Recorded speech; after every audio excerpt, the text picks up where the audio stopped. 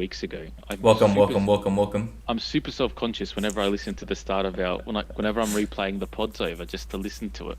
I'm super self-conscious that our intros now are just like really like meh. Lame. Yeah, really Vanilla. bland. Yeah, it's just super vanilla. So I'm like, Well, guess what? You can just eat some concrete and harden up. I'm hard enough. Like I'm not. I don't need to get any harder. I'm just saying that it just made me more self-conscious. I was a bit more reflective, but let's leave that. Let's leave that. Such shit. a wank sometimes. Eh? Have you been doing the examine? No. So now when you listen to the start of this one, you're just gonna hear yourself I talking know. shit. I know. Good on you. Good on But you. Harry can edit it out. Nah, it's staying. I want you to sound like an imbi. Anyway, let's let's start go. proper from now. Yeah. All right. Evening, Welcome. guys. Welcome. I think we made it to episode 40 now. We're getting closer to 39? century. It could be 40. 39. I think. Yeah. You know what, Anthony? Every week you ask the question. You know what? Look it up before we start. Couple minutes wouldn't be hard just to get it right. Just get it right at least once. 39.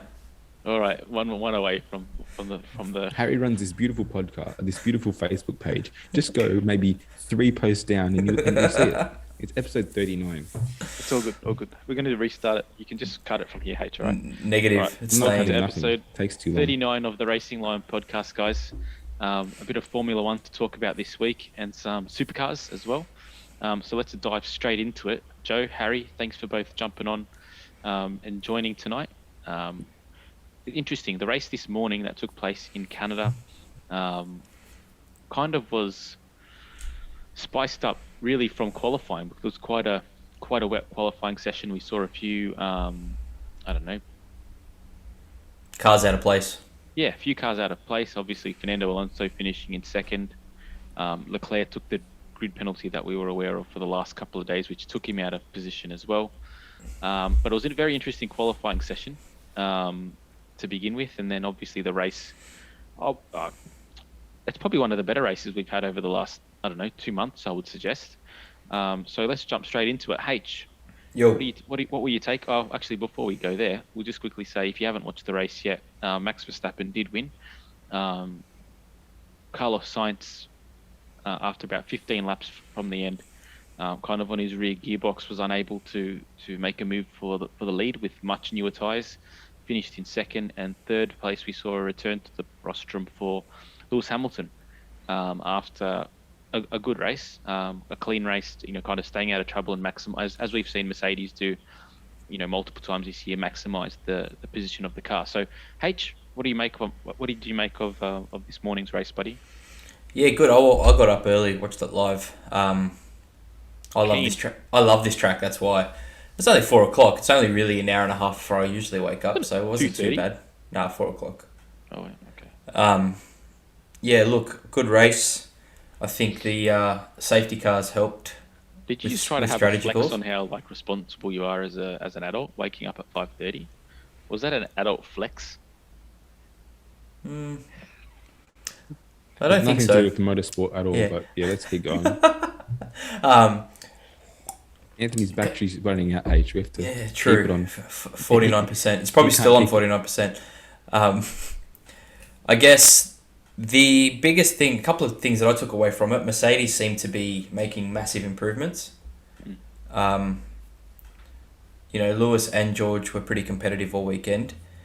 McLaren, the drivers are definitely closer to each other at the moment. I think Daniel's even been in better form the last couple of weeks. Car's a dog though, and I don't know, these kind of tracks where power, speed is important, they're just going to struggle, I think, for the rest of the season. Worries me for when we get to Spa, Monza, all those sorts of tracks. It's interesting why that Mercedes engine in that car is seems to be so much worse than all the other Mercedes, or especially the Mercedes team.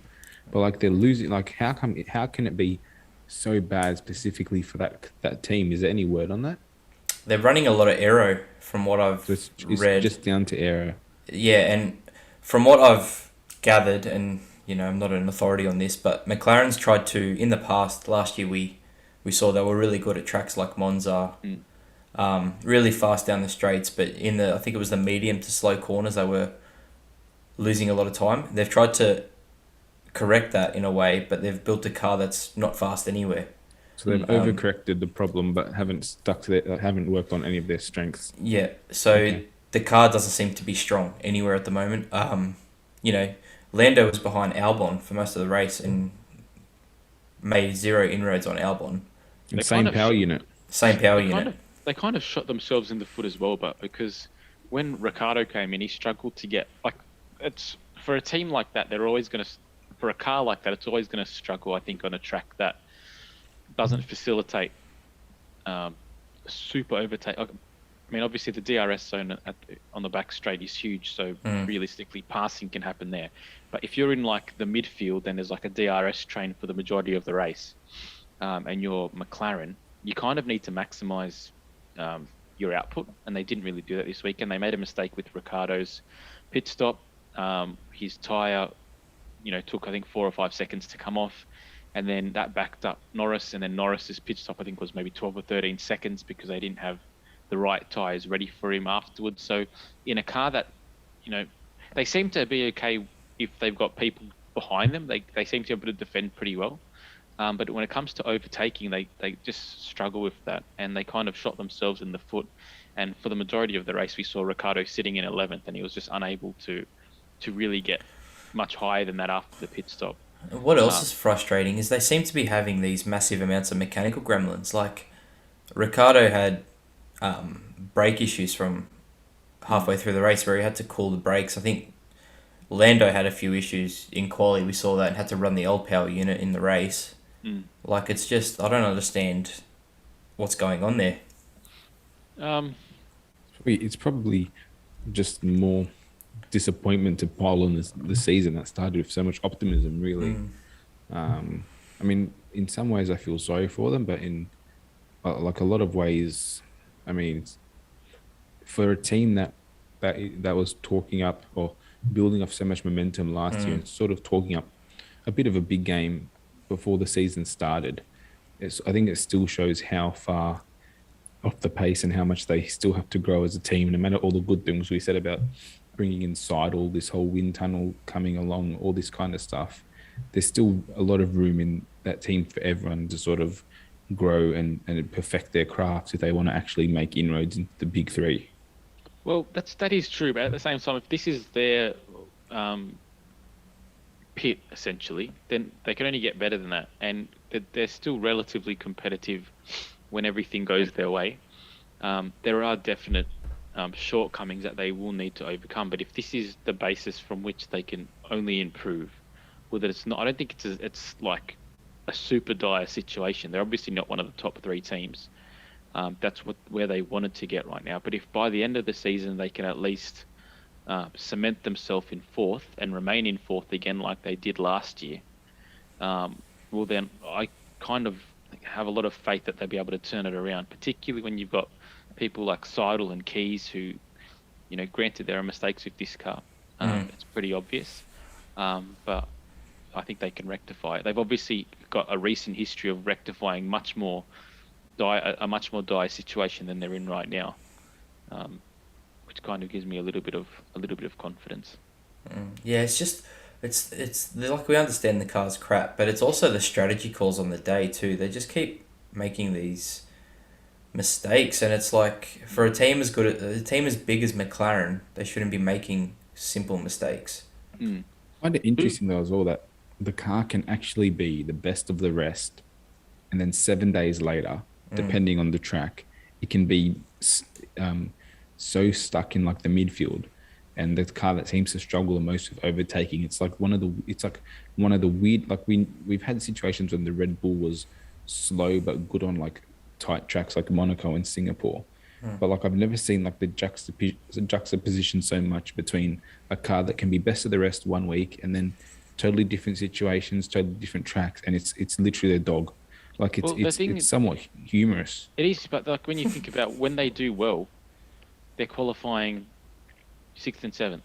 Yeah, and but they're able to keep. They'll clear the chasing pack easily, like in terms of time. But that shows that their car's very aero dependent, and that if it's in a midfield battle where there's cars in front of it, it makes sense. Like they're struggling to overtake because they don't have the aero output when they're sitting behind another car and they're not able to do anything with it. So in that regard, it makes sense. I think what we saw in qualifying was that the car isn't that great because obviously in the wet, I would say that both Lando and I didn't watch the qualifying actually. Did Lando have an issue? Because he got into Q2 but then didn't set a time. So I don't know if you can enlighten me on that power unit issue. Well, that kind of blew up his chance. But even Ricciardo, I think you would probably bank on him doing a little bit better than... Where did he qualify? 9th. 10th? So 9th or 10th? They were quick in the wet. I think wet's obviously the great equaliser. Yeah.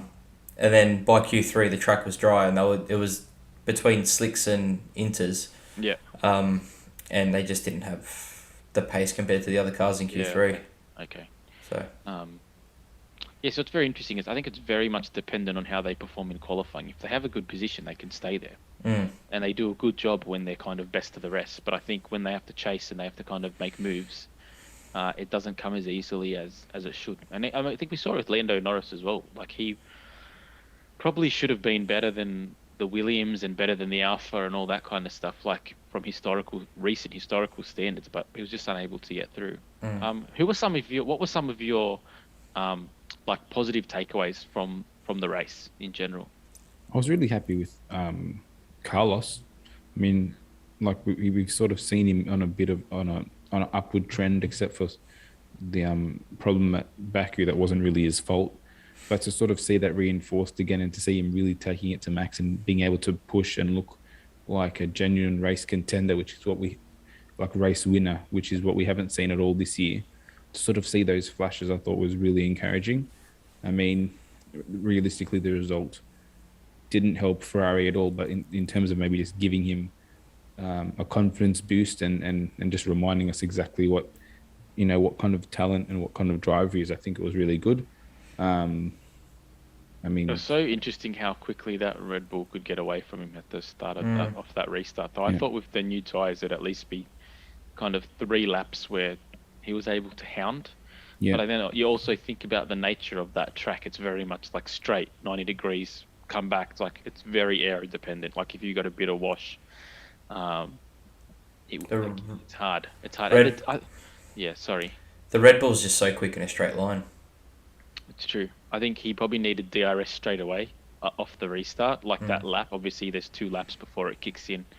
And then by then it was tough. It was really tough. And Max really maximized the sort of his jump, like the power of actually leading the field. He did everything right. I think we forget how important that is to sort of really maximize your jump and just give yourself a bit of space.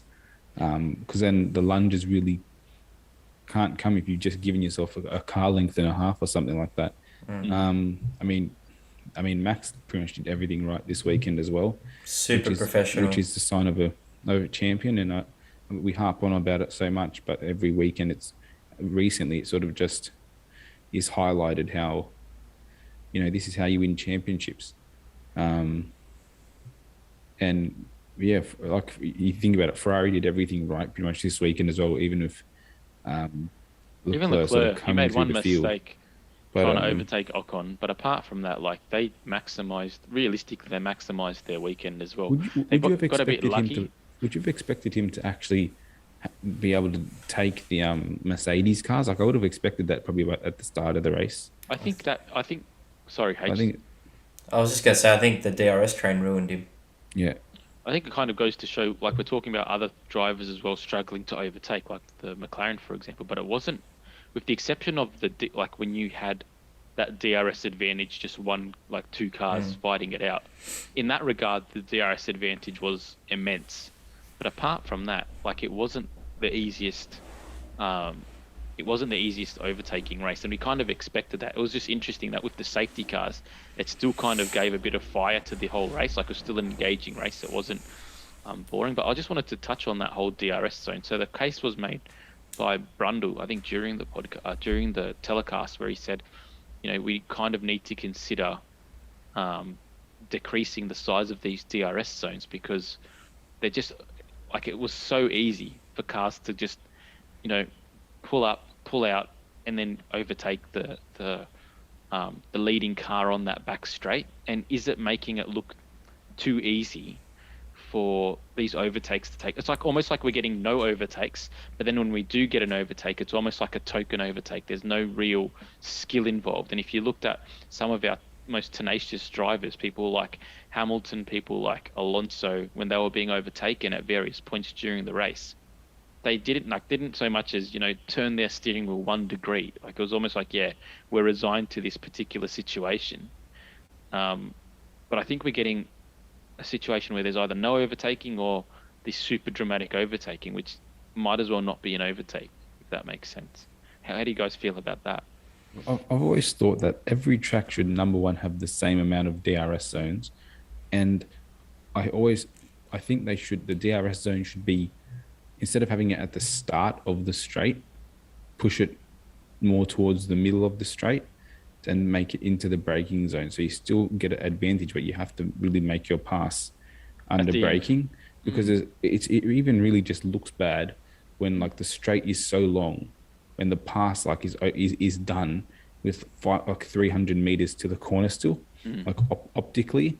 But also if you push the DRS zone a little bit further down the straight, if you're defending and you make a really good exit, then you can defend it. So even if your car advantage is sort of acceleration off the corner, but you haven't got anything really to defend with, at least you can sort of defend with your car's strength, because the other car's going to get the advantage no matter what. So I think a bit of strategic placement on DRS zones, I think that's been sort of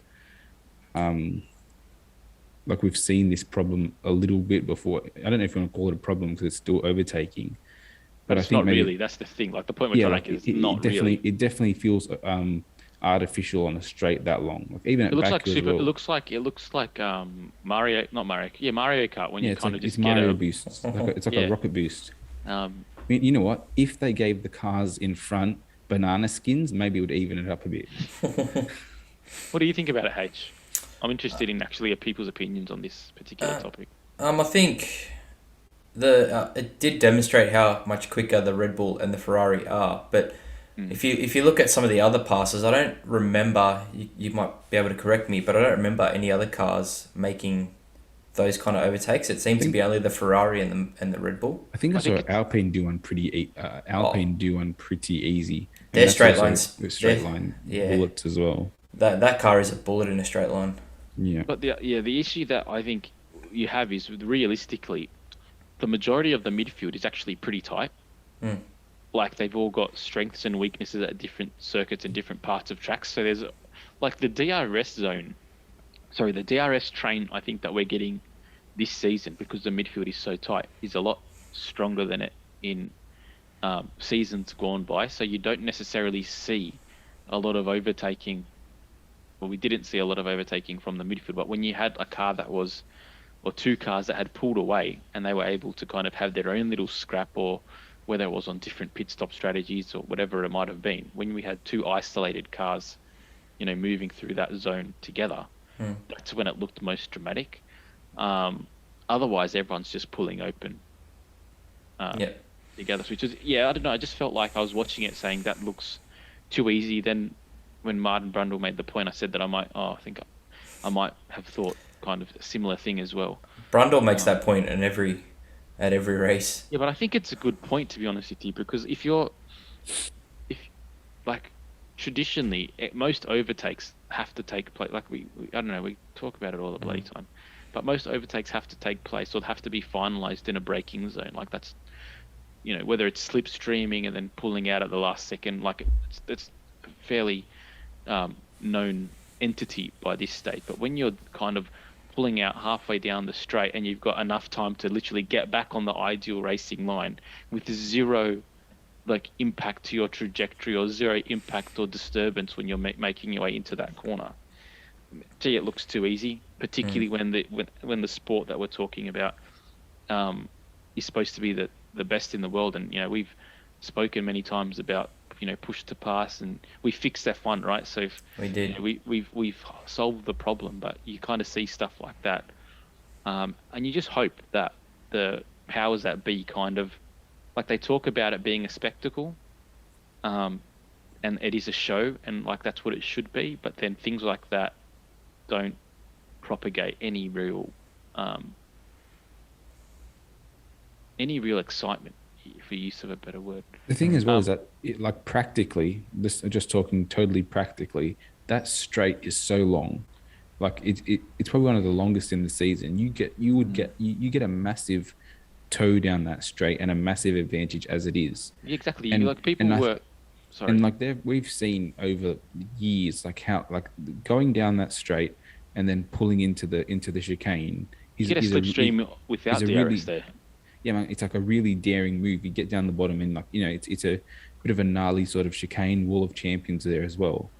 But when you have the DRS, it sort of mitigates any of that jeopardy into like that really cool stadium section there, because it's all done and dusted 300, 400 meters down the road. And like you don't really then create sort of those awesome highlights of a car being daring, like a Danny Ricciardo sort of lick the stamp and send it kind of thing, because it's all done well back. You know what I mean? Yeah. And I suppose we're sort of picking at straws a little bit, but just in terms of like the optics of the sport, you want it to be like a great experience for the fans there, but also for the eyeballs on the TV that probably bring in the most money for the sport. You want to also bring that excitement and, just those wow moments into the sport a little bit more. Like every track, maybe think of a place where this could be a wow. So then by bringing your DRS zone further up the straight, you're then having it, even though you're using it still, you're artificially making the overtake. It's still happening in the section that also requires a bit more skill to navigate, a little bit of sort of racecraft and, driver talent, knowledge and daring. Yeah, I agree. I did want to bring up, earlier in the season, everyone was writing off Danny Rick, Lewis, Seb, Carlos. Well, not so much Carlos, but he did have a crappy start to the season. I even mentioned Alonso, I think, at the start, not looking as good as Ocon. What do we think? We're 8 rounds in. That was 6 drivers we just named, and they're all currently performing quite well. What do we think about the, I don't know, agenda, I guess, against some of these drivers, or the quickness of people to write people off? I guess. I don't know if there's an agenda. I think. Well, let's talk about DR to start. You think the sample size is still too short for him to say like he's turned the corner? Like, I wouldn't have turned the corner, but I think that's the point. I think it's probably too early to say that he's out of a flunk. I mean, he did nothing like last 2 races. He's done nothing wrong. He's done well. Because we obviously, when he wasn't doing so well, we were very quick to say he's done. He's done what he's supposed to do for I the never last said he's races. done. Let's classify that. That was just you. I've said that. I said that he was done. I think he's done what he's supposed to do at this stage. I don't think he's kind of taken that car anywhere further than it needs to be. I think Hamilton, again, up until this race, didn't really have much to show for this season. And he had a solid race today. He had a solid race. He made no mistakes. It was pretty quick, or pretty consistent throughout the whole race. So I'll give him credit for that. Vettel, I think Vettel of the 3 of them has been probably the most. Like, I think he's shown the most promise, but then he's also shown. He's got the shittiest teammate too. Yeah, well, that's true. But he's also, I would love to see him actually in that team with someone who can actually pedal a race car. Oscar. He's still getting points though. Like, it's not like he's finishing 13th and he's like 18th. He's actually getting points. Ever since the sort of new upgrade has come into that car, he's actually made a step from looking subpar to at least performing at a level we would think that him and the car together could reach. That car definitely seems to be on an upward trajectory for sure. Yeah. Who was the other one? Alonso. Nando.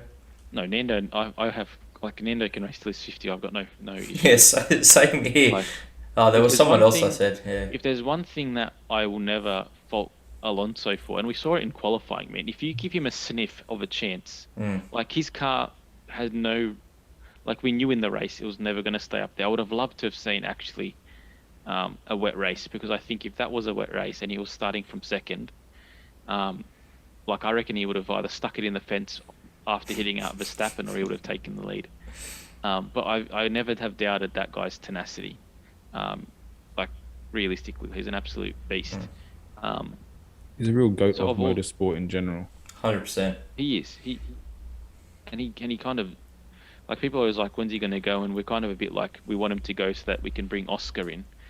But then, I mean, I think I don't want him to go so we can bring Oscar in. I want him to go so we can see him do other stuff.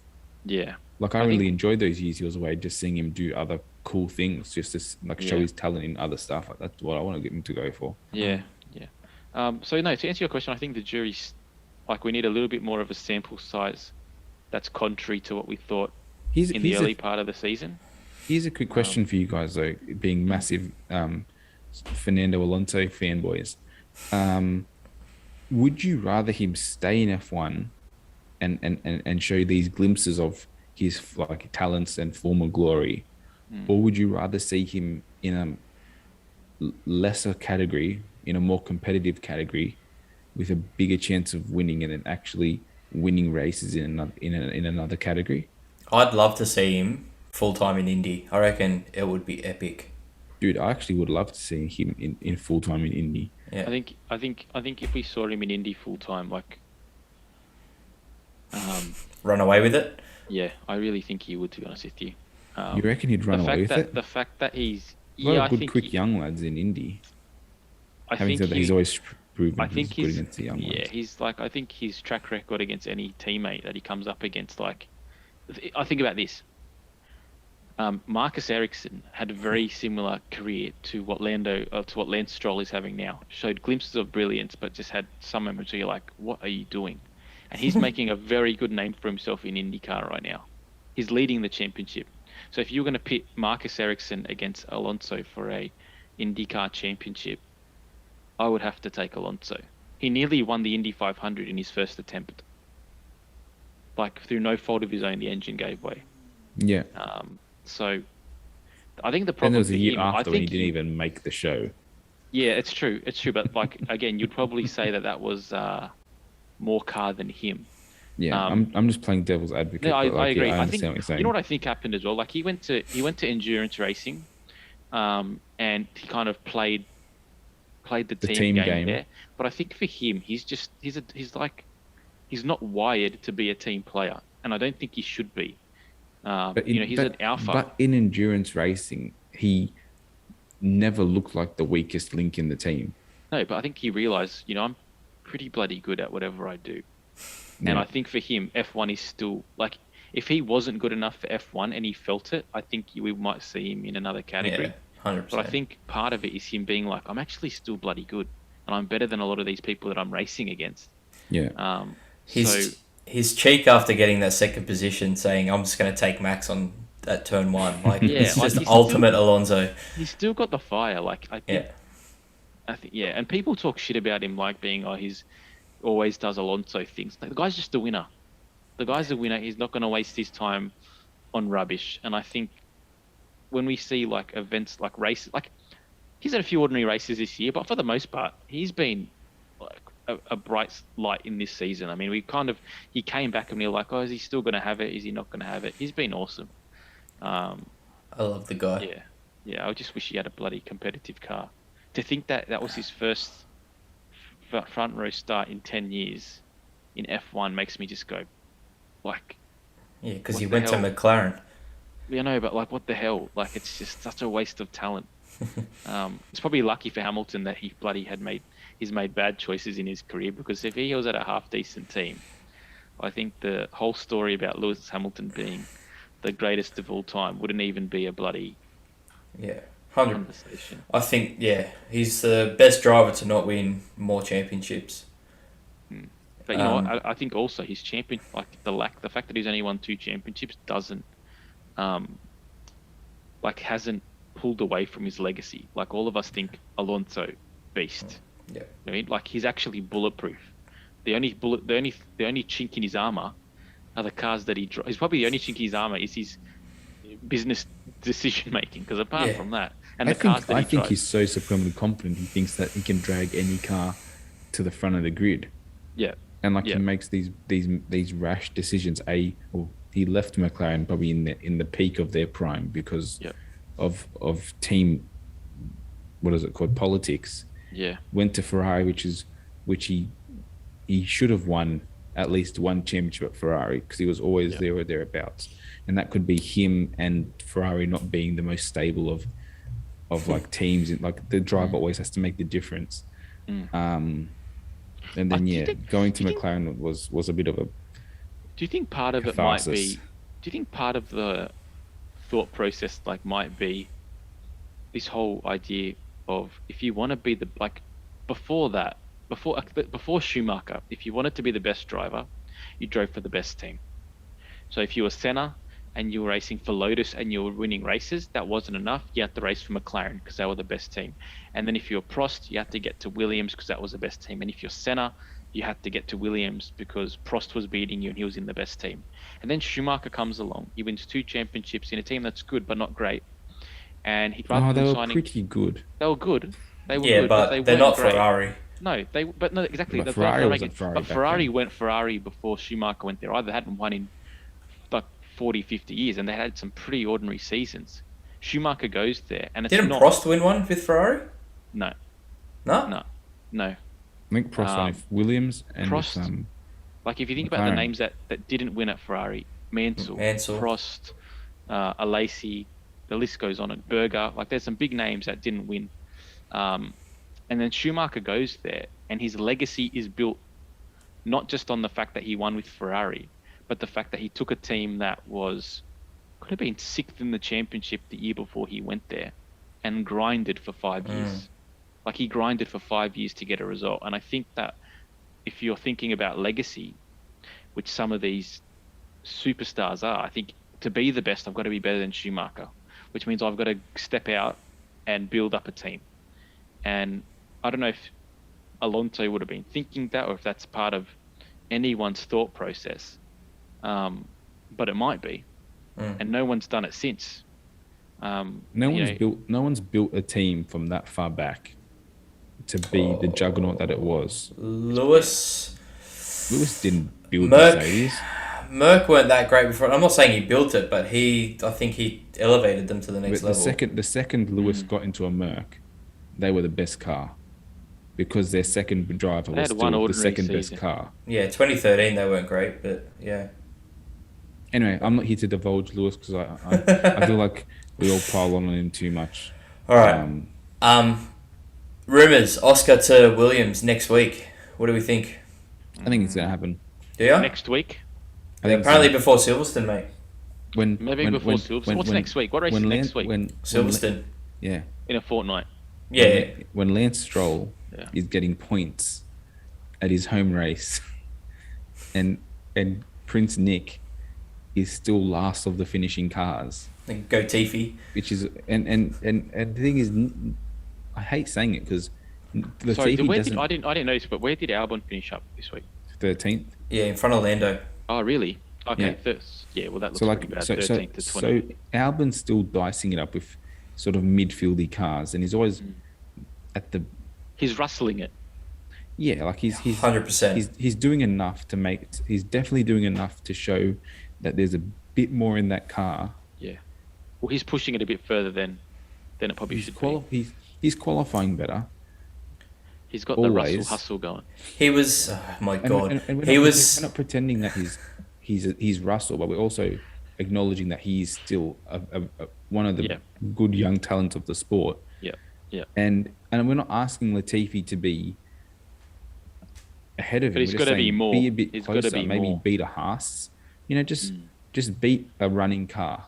Oh, Mick, Over we're a going to talk full about Mick GP. Schumacher later, eh? I heard an interesting rumor about him this week. Actually, He's Yeah, been same. apparently he might not be finishing the season. Gio, Where's he apparently. going? Yeah, apparently Jerry might be coming to fill up his seat. No way.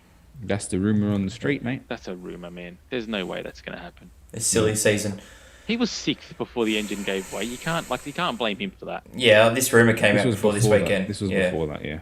Yeah, well, I- if you want Gio, I like Gio, but I feel He'll like finish 12th. Gio has had enough time Yeah. for us to just let him be for a bit. But yeah, I thought Mick was actually relatively good this weekend. I felt sorry for him. I felt like the Ferrari power unit that's been having a few problems. Probably he had the short end of the straw again. And it's not good when you've had a few bad results for then you to be on course for a good one. And by the time this season wraps up, you're not going to have any points, or it's not going to have helped him at all, really. And that car's good enough for points. I think he's shown, like, it might not seem like it based on his race results, but I think he's shown this year more than he did last year, with less to show for it. He's shown more in race with less results, whatever you want to call it, to show for it. Well, last year his highs were beating Mazepin. Like that was the highest he could get. So like this year he's actually able to race around other cars and have a proper battle, but which probably also brings a bit more pressure to situations and maybe a bit more nerves, and just the stakes are raised higher, so probably more mistakes will happen. But I do agree with you. I think we've definitely seen that he can dice it up with the midfield and get like actually do the job. Like, I mean, we just spoke about Alonso. Like, we say that the rain is the great equalizer. Well, he finished sixth in a wet qualifying session. Yeah. That's hardly anything to laugh about. The car did well in the rain because K-Mag was. I was going to say, in saying that, K-Mag was fifth, so it wasn't like he underperformed. The thing will be, like, F1, it's a pretty cutthroat business, and if he doesn't get if he has enough time and doesn't get the job done, well, he won't be there for in 3 years' time. I don't think he's had enough time, first and foremost, and last year I'm not counting that as really any proper. Well, I suppose you can't say that because George made the most out of that time. Yeah, but still, like last year was go out, finish 19th and 20th, and then see who crashes. Whereas this year, it's the team as a whole is running at a much higher level, and I do think that although K-Mag, I'd say, is probably outperforming him, and I'm a little bit surprised with that. I'm not really. No, me either. Before they unraveled, like, he was doing really well. Yeah, but K-Mag's come from on like a 3-week sort of time frame before the season started, and has hit the ground running, finished in the points first race, and and he was not even physically fit to race an F1 car at that time. But still, like, from Mick's perspective, I think he's definitely showing enough this year to have another year, and I would also probably like to see him in a Alfa Romeo, in a car that actually has proper top 10 performance in it, like consistently most weekends, to see if he sinks or if he floats. Because I think when you get him into a car like that, we'll see very quickly if he's the real deal, or he can be somewhat of a real deal, or if he's sort of being propped up by his family legacy, and Schumacher name, and then also cars. Because once he gets into a car that the Alfa Romeo seems to be performing at a level of, there's going to be nowhere for him to hide. That's my point. Why don't we move on from that? What was anything else to talk about for F1, or are we jumping into supercars now? I'm ready to jump. Let's jump. Hidden Valley this weekend. Like, if you're a fan of like competition and bringing the championship closer together, I think it was a great weekend for supercars. To see a few different winners. We pretty much saw a race win from all the teams that were chasing Triple Eight, which was great to see. Will Davidson won the race on the Saturday. Anton. Anton won the race on the Saturday after Will Davidson got the fastest lap I think ever recorded at Hidden Valley. Waters won the race on the Sunday after qualifying on pole, and then Mostert, I don't want to say out of nowhere, but kind of out of nowhere, very unexpectedly. Yeah, like Pulled off a would you pulled say off a miracle. fortuitously? I wouldn't say fortuitously because there was definitely a method to the plan.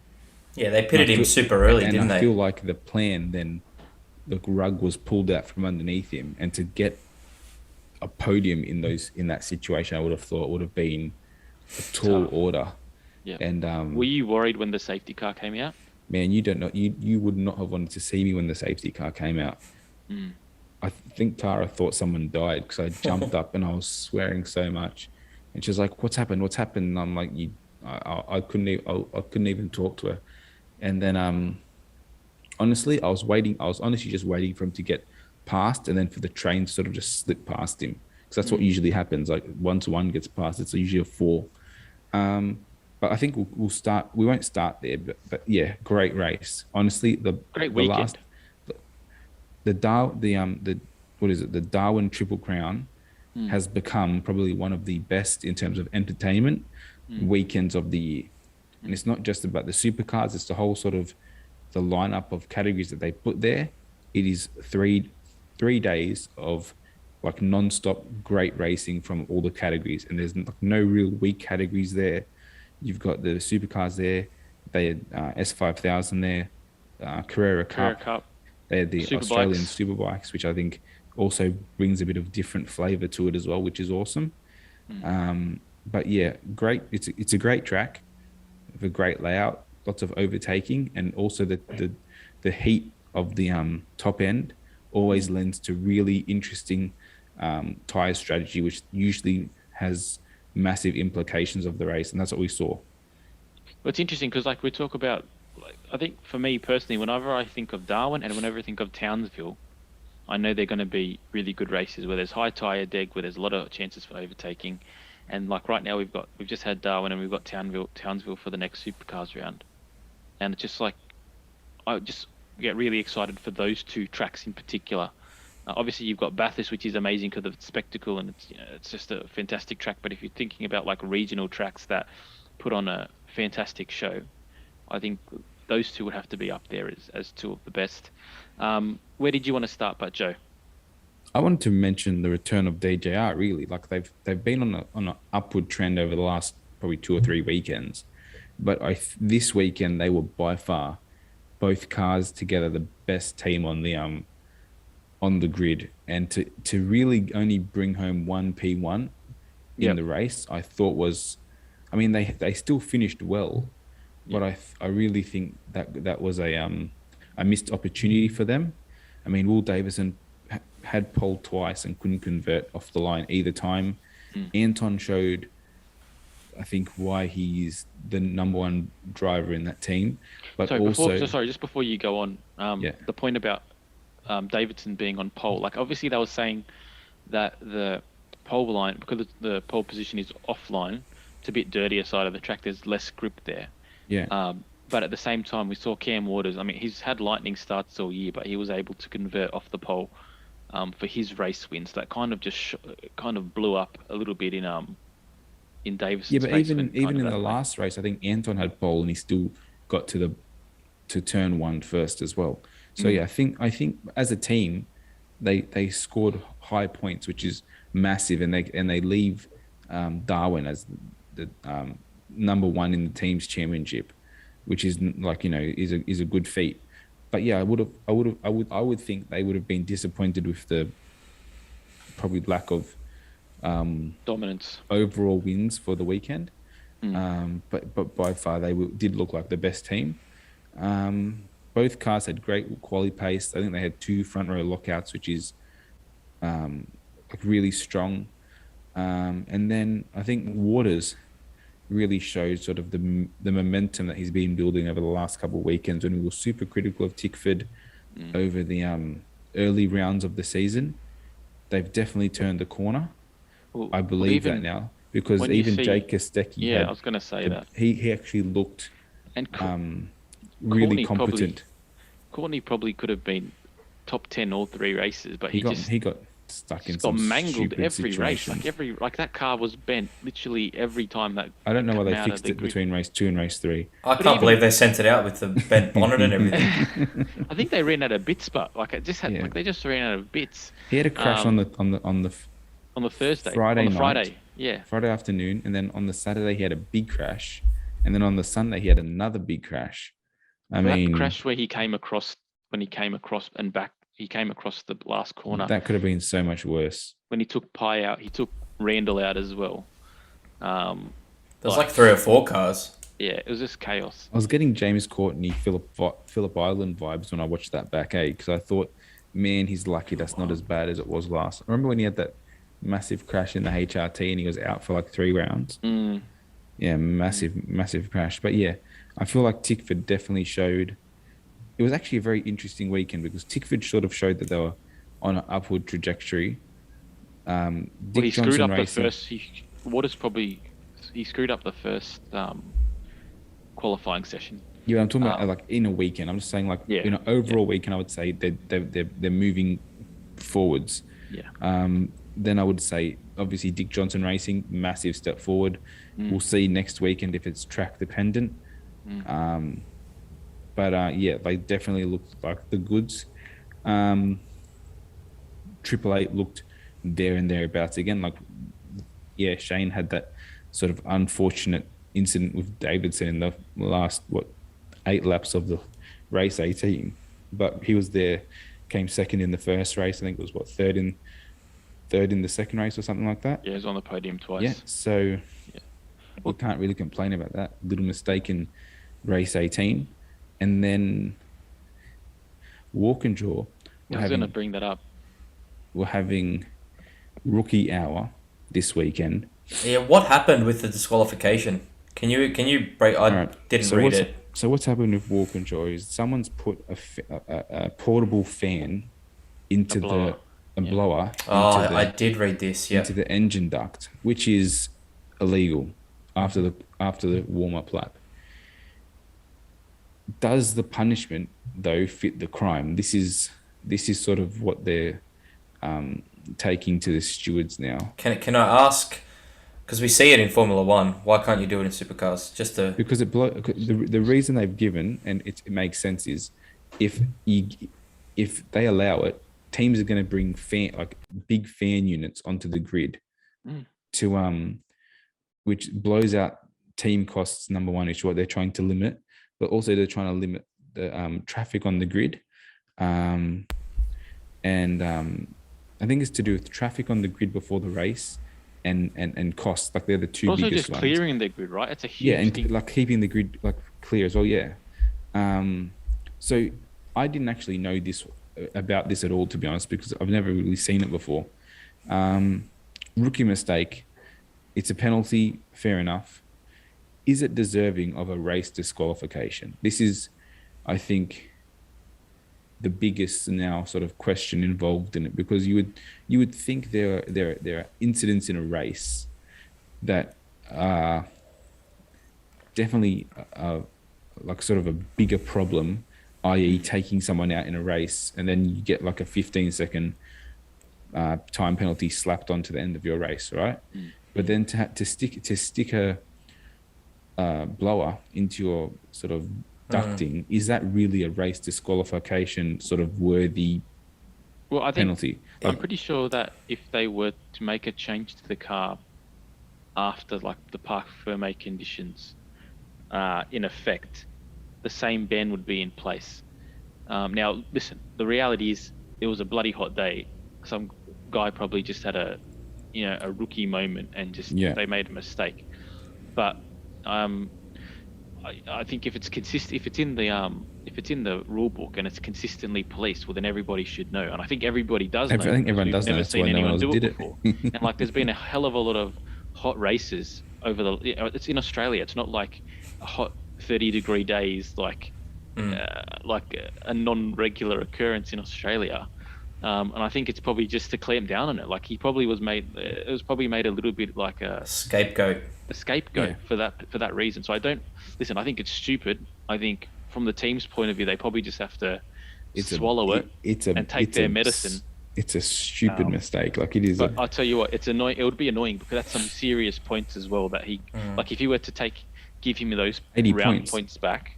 80 points. Particularly when you consider how ordinary Van Gisbergen finished in race 3. That's some big points for the championship. Well, I'm pretty sure Chaz is like 460 points back from Giza. Over the last sort of 2 weekends, they've had shockers. Can I ask? When we started the season, obviously we said WAU would be challenging Triple Eight. Yep. It seems like it's a one-man show at the moment. This was the point that only thing I wanted to talk about for Supercars today. And that Percat doesn't seem to be anywhere near the same pace as Chaz. No. Well, Percat this weekend was actually much better than he's been as of the season before this, and this was the first weekend that the sort of new team change structure has come into effect, because effectively what they've done is they've now put Grant McPherson directly on Nick Percat's car, which I think is smart, because why bring in someone who's had so much experience controlling a Triple Eight car for so long and then just put him in the background and not utilize him on a race weekend. And then also, like I keep forgetting this guy is even in the team. Carl Foe came to the team, I think it was like 6 or 7 years ago, from British touring cars, leading the Subaru outfit there to, I think, back-to-back championships. And since he's been at Walkinshaw, I have never seen him before until this weekend. So he's sort of taken team management of the weekend role, and they've put Grant McPherson straight as engineer on Nick Percat's car. And we definitely saw a lot more race pace from the number 2 side of the garage. Having said that, realistically, he needs to find a lot more. There's no hiding it. We're going to go to Townsville next, which is definitely a happy hunting ground for Walkinshaw. So I would expect them to roll out with a setup that is more conducive to sort of being a good race car out of the gate. And is Nick on a 2-year contract? Yeah. So realistically, from his point of view, is there part of it that might just be, I've been driving the BJR for so long, it's going to take me a bit of time to get used to the Andretti car, because it's essentially a totally different car regardless of the skin. Well, ironically, is there part of Heimgartner's gone straight into his old car and been awesome. That's true. And Nick's gone into Ford's car and been shit. Like the cars haven't actually changed the positioning on the grid at all. Yeah, it's true. He's kind of doing the same thing that Ford was doing. But so this becomes the next question then.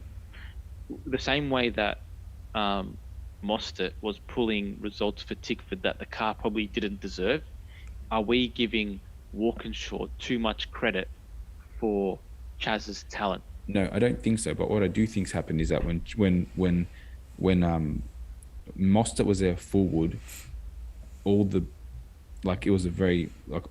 talent was on the Mostert side of the garage. And then now that Nick's come in, it's probably taken them half a year to realize they actually have to put some talent onto the other side of the garage to sort of allow him to put his best foot forward. You know what I mean? Because when you think about how like Mostert comes in, brings his own crew chief to make all the terminology and get that relationship, keep it consistent.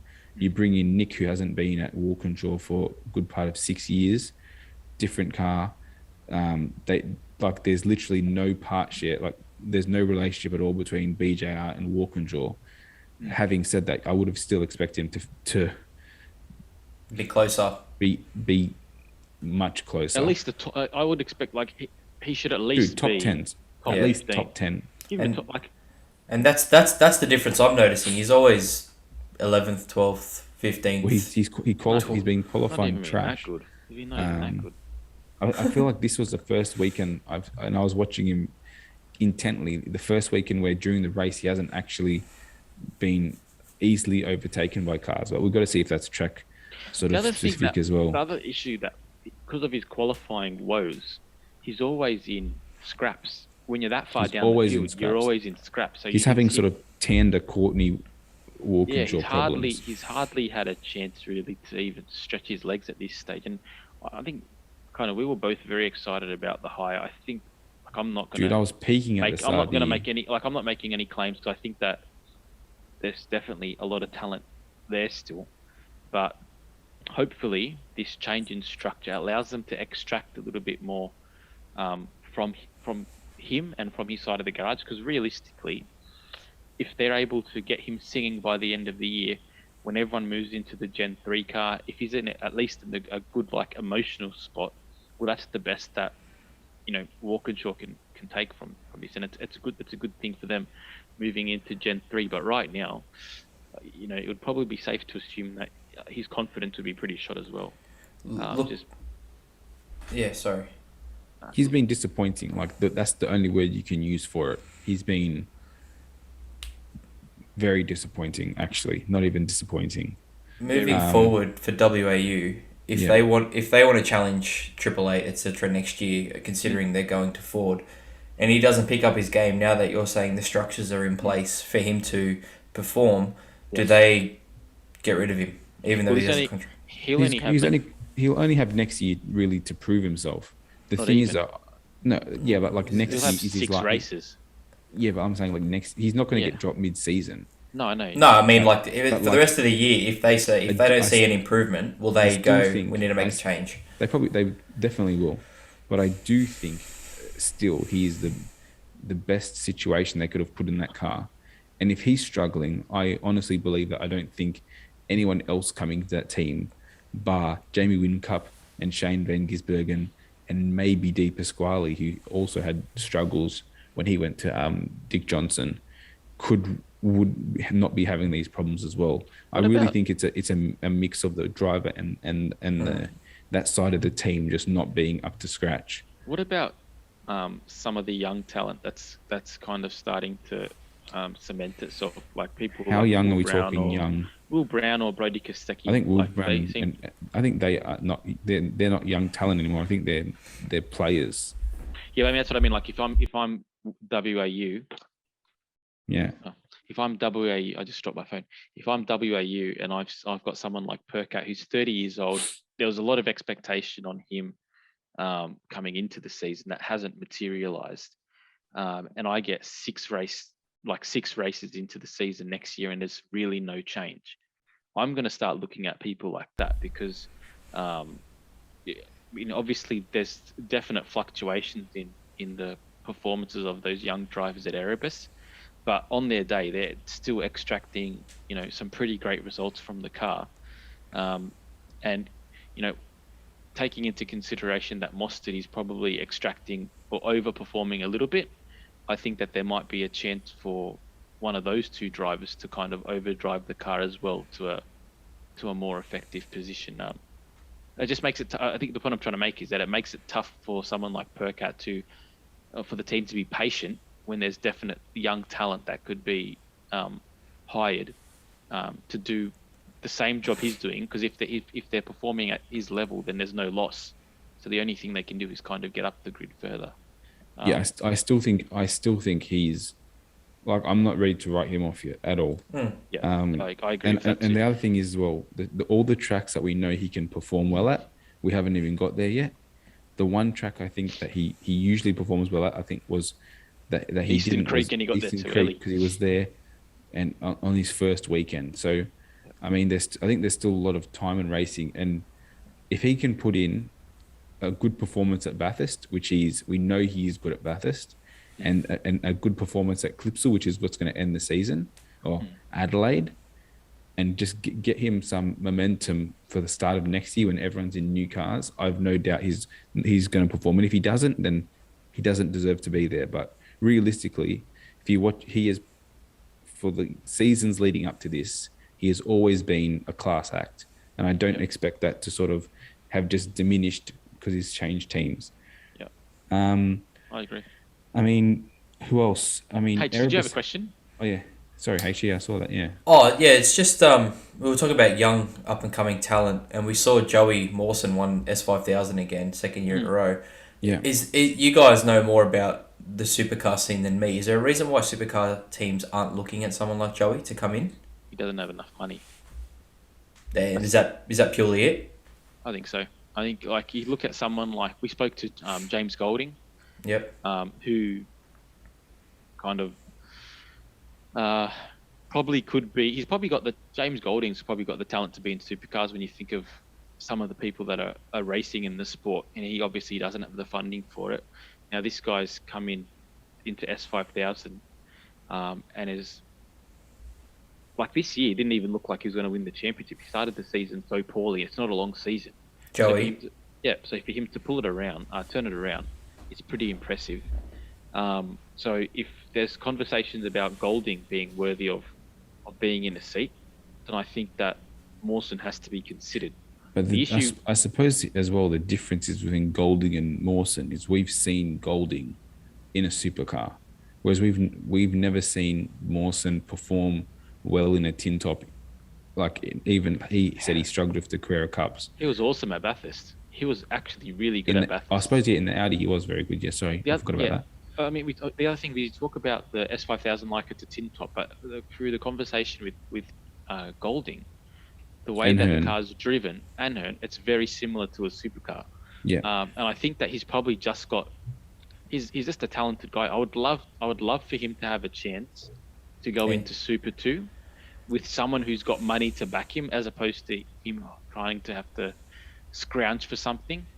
I would love just for him to have the chance to go into Super 2 and actually cut his teeth and see what he's made of, because I think that would be awesome. Even like a team like Tickford. Tickford has got James Courtney, who probably doesn't have many years left in him. I would love for them to take a chance on someone like Mawson, put him in the Super 2 car with Zach Best, and see kind of where he sits, because I think he's too good for that field. And I think also do you think now that he's won 2 S5000 titles here, he now has probably added more sort of gravitas to his name if he was to chase a like a second driver seat in a supercar? I think so. I really do. I think the other thing, like, there's people when you think about the Super 2 field, there's people in Super 2 that have done less, that are doing well in Super 2. Do you think he returns to S5000 after winning 2 on the trot? Yeah, well, if he's got no other options, I think he will, because he will keep racing. I wouldn't be surprised if next year he had a reserve driver seat in supercars, though. I don't know. I think they might be a little bit hesitant to do that, just purely based on the fact that we've seen a few he hasn't got any happen. supercars experience. Yeah, but Richie Stanaway didn't have any supercars experience. Yeah, he did. He won his only round in Super 2 at Eastern Creek with the Tickford car, and then jumped straight into the Sandown event. It's pretty frustrating when you got someone like that who's proven that I suppose the can't other get thing a is, seat. the other thing as well with supercars that realistically there's not enough seats for the talent that there is already. So then you have a lot of backed up talent that is then in the reserve driver seats.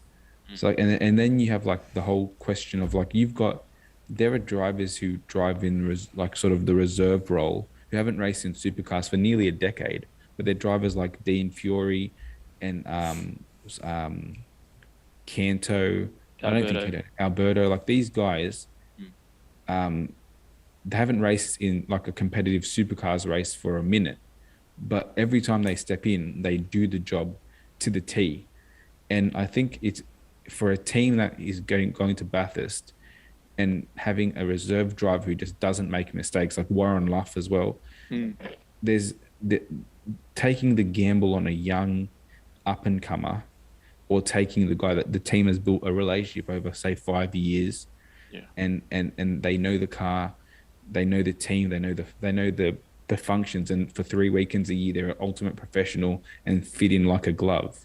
There is sort of that sort of weighing up of do we take a risk when we don't really need the driver in itself to take a risk. You just got to keep the car straight, keep us in good track position, and in the last 10 laps we'll see how it shakes out, kind of thing. Like it's a big gamble, and a lot of it's a big gamble for a team that's sort of trying to make the best of a massive race. So I can understand as well that the hesitancy of like sort of the midfield teams sort of taking on a not non-experienced driver at all. So Do you I know? can understand it, but also having won it twice, I would definitely like to see what he's got to show. Do you know Well- what? Sorry, H. I was just going to say, he beat Randall, didn't he? So, and He Randall's in beat Randall. Supercars. He beat Randall. He's beaten Golding twice. He raced against Cameron this year, not for the whole season, but the races he's done, he's beaten Aaron Cameron, and we consider him a talent. He's beaten Nathan Hearn. We consider him a great young talent. So a lot of the people that he's beating are kind of at the top of whatever category, that other category that they're racing in, and they're racing together in S5000. And I think the Randall example is a perfect A example, good one. because we saw someone who really had no options, came back to Australia at the start of that series, and kind of get into supercars through that route. So I'm hoping that with 2 championships back to back, he's beaten some good names. He's beaten some of the best names. Like, it's not a big field, but it's definitely got a lot of talent at the pointy end of it. So for him to beat those drivers twice in a row is pretty impressive. And I just hope someone gives him. I really hope Tickford gives him the chance, to be honest with you. Not straight away in a supercar. Just chuck him in Super 2. Give him a year. If he sinks, he sinks. But if he swims, then the money will come. I think a team like Grove would be like the perfect place for him to go in terms of getting a. But having said that, the Grove has got their little Grove academy is the thing going as EBM well. thing, yeah. Same as Boost Mobile Racing, but having won the season twice now, I definitely think it shows that it's more than just. I don't want to say fluke or luck, but it shows like a consistent pattern that he is the best in that category. Yeah. And I honestly do think he'll get a chance. It's just like it is a big juggle for the big teams, I suppose, to take a punt. I mean, like if you could get a ride in it doesn't take much if you're in a midfield to back of the field car, if you show like a glimpse, like that's how Andre Heimgartner kept his supercars career alive. I think Lucas Carrera Dumbrell Cup. Racing and in Carrera Cup. Yeah, he went to Carrera Cup and had a great race at. Pretty sure it was Bathurst. Gold Coast. Was it maybe Bathurst? I think it was Bathurst. I think it was in a reserve role. The only other thing that I think about when I think of Joey Mawson, where he might have a bit of luck. So he's obviously got the Tasman Cup to come with the S5000s. But you think of someone like Zach Best, who's been at Tickford for, I think, 4 years now. Might be his 4th year in Super 2. He's obviously doing a few wildcard rounds this year as well. Someone like that is probably going to be pushing for a supercar seat next year. Whether he's got what it takes to get there, whether he's got the backing to do another year in Super 2, I don't know the specifics of it. But 4 years is probably the length of More time than he'll be. enough. Is more than enough to be at a Super 2 team to move into the main game. So hypothetically, if that seat was to open up next year, I think that would be a pretty wise move for a team like that to make. And you've really got nothing to lose. Like Tickford always managed to find sponsorship, even if there's a driver that isn't bringing in much. Like you see that with Randall, you see it with really most of their cars. Like they find the sponsorship for the drivers. So I'd really like to see something like that happen for him. I think he's definitely shown enough. And Friend of the show. the first interview on the podcast, man. He was. So hopefully it's a good thing. We've got Silverstone in 2 weeks. We also have Townsville in 2 weeks. Townsville in 2 weeks. I just want to finish on Formula One. All the hypotheses that we made last week Not one came true. fell flat on their face. Every time they'd go through the last corner, I'd be like, hit the wall of champions. Someone just hit Come on, let's do it. You know you want to. Verstappen looks like he's running away with it. I said the opposite last week. Didn't I say last week the season was chalk? I don't want to say that yet, but it's. But didn't I say it? I think the Yes. meter is more in your. I think one more race, it's done. It's more towards your opinion than it is against it. Yeah. And I think the 10 place grid penalty for Leclerc was. That'll come for Red Bull though, so it'll even out. That's going to be swings and round. That's going to actually come back So it's going to be about, and I have no doubt that Max will race back to third or something. Yeah. But it's going to be about if he can get through that midfield cleanly to then maximize his points. But that's coming for Red Bull 100%. Can you see a max snap coming like Silverstone last year? Well, Imola last year, Monza last year. Sorry, was the max snap? That wasn't even a snap. That was strategic. Like we pretend it's a mistake. That was strategic. I don't know. I think he knows his car's better than everyone else's at the moment, and he's got no pressure. No, that's right. He doesn't look like he's got any pressure. He doesn't. Yeah, he looks cool as a cucumber. But we know with Max, a couple of DNFs or a couple of incidents, that might start to change. Well, just a blown engine will actually throw talking about chalked championships. Yeah. I think just gonna mention this. We don't have to go into it. I think MotoGP is done. Oh, she's done. I think she's done. Done. All the bullshit we spoke about, the Yamaha being a piece of shit at the start of the year, the Ducatis having a massive fleet, Honda being awesome. That's probably why. That's probably why our KTM looking like they're going up. This is probably why our initial MotoGP correspondent just left halfway through the year. You probably saw the writing on the wall. Suzuki being there, Suzuki leave us. It doesn't matter that the second Yamaha is the fourth last bike in the championship standings. All that matters is that King Quadra is feeling simpatico with that bike, doesn't fall off, and just rattles off these lap after lap after lap after lap. I picked it, boys. You did. You did. You know what? You did. And you know what, H? I think you know more about MotoGP than everyone here. And I'm happy to give you the title of MotoGP King. No, I can't do it. As long as Mickey Bahadur doesn't get that title. Do you know what? So now you can join our shit-talking Suzuki club. Do you know what was crazy? The second best Yamaha was 36 seconds behind Quadra. Does that just show how good he is? Yeah, I think it does. It's honestly like watching Marquez and on the Honda again. It doesn't matter how good the bike seems to be with everyone else, as long as that one man can make it work, and it doesn't. It's not the fastest. Like we know that for sure in terms of a straight line, but he can extract the pace in the corners. He can rattle off consistent Lorenzo kind of like metronomic races, gets to the front, doesn't look back, and doesn't make any mistakes. Like, we can't spend too much on it because we're already on. But that's one thing I've noticed watching MotoGP.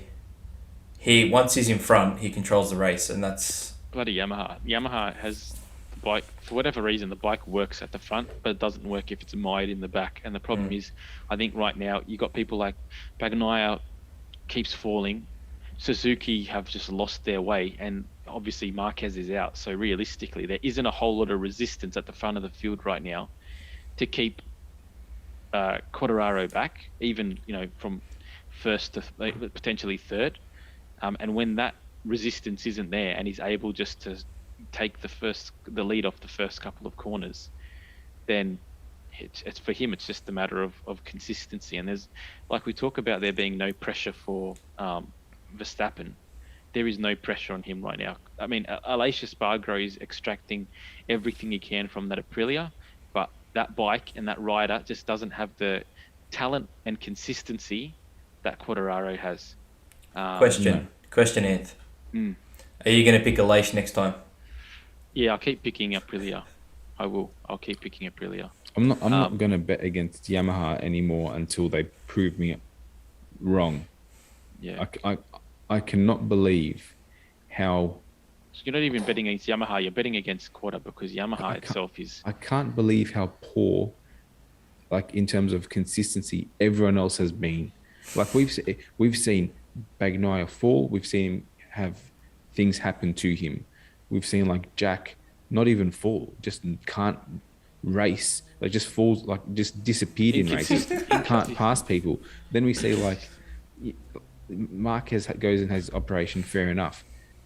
I cannot. By all accounts, it was a successful operation for Marquez, so that's good news. Like it's such a anyway. Yeah. All I want to say is, what the fuck do we know about MotoGP? Everything we said for 3 weeks before the season started. Sort of talking shit. Yamaha look like trash. KTM is back. We said that KTM is back. Honda's back. We said Yamaha in the dogs, and then Quartararo re-signs a 2-year deal. He looks like the smartest motherfucker on planet Earth. And if you'd like to listen to the rant about that, revisit the Michael's Mighty Monologue episode, which was epic. It wasn't even a podcast. It was a bloody. It was like you might as well be talking into a dictaphone because no one else got a bloody.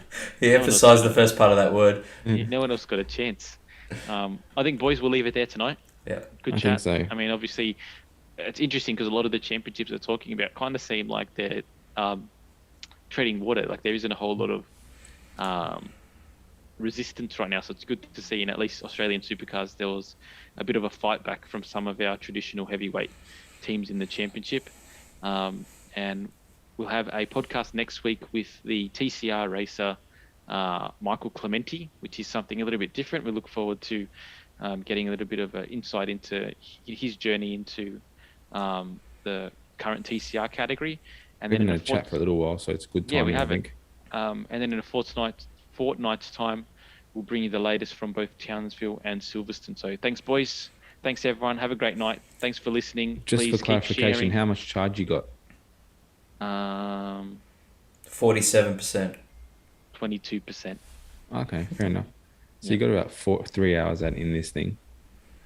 Yeah. Every half charge. No worries. All right, boys. Thanks, mate. Awesome night. Please Thanks, like, H. Have a good one, mate. like and subscribe, and give us a review. We keep saying it. Chuck us a review, please. All right, guys. Have a good one. Thanks, mate. Thanks, See you, guys. buddy.